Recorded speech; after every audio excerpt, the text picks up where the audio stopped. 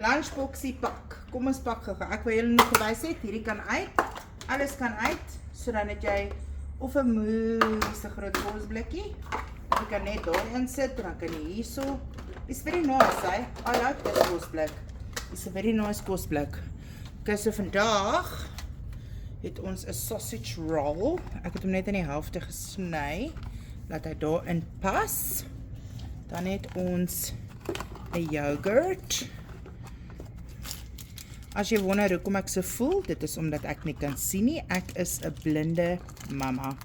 O, ek wou sê, ons het 'n kasie en dan het ons 'n klein sjokoladeetjie. Dis net 'n small onetjie. Anthony sê hy soek van hierdie suigstokkies. Ek sê vir hom dis vir graad 1tjies, hy sê dit is nie.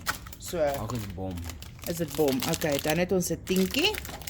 Wat ons daarin sit. Daar's sy. Dis die kosblikkie daai kant toe skuif en dan het ons die klein kosblikkie. Hierso. Foelie mama, foelie. Iemand het vir my gesê op my Facebook, spoel asseblief die vrugte af. My skat, ek het die vrugte afgespoel en toe pak ek hulle net weer terug binne in die containertjies. Nadat ons dit gekoop het, want die containertjies is baie lekker. Hulle see lekker en so meer. So kom ons pluk gou vol hierdie kant 'n paar druiwe hier van die druiweboord, brood.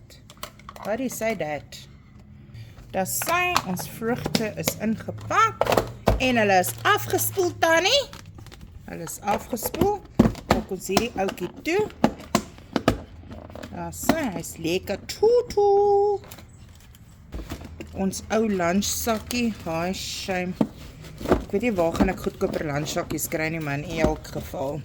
Dan het ons hier so 'n pakkie chippies en ons het 'n pakkie soutkoekies. Ons het ook 'n ice pack en ons het 'n bottel water. Dit is wat die ouetjie inkry vir sy kosblik. Daar's net een julle, want daar's net een ou wat skool toe gaan. Die oudste een het infeksie in sy oë en die kleintjie, it's a different story. Anyway, lekker dag julle. As jy nie volg nie, klik die volg knoppie, druk like, share. Tot môre.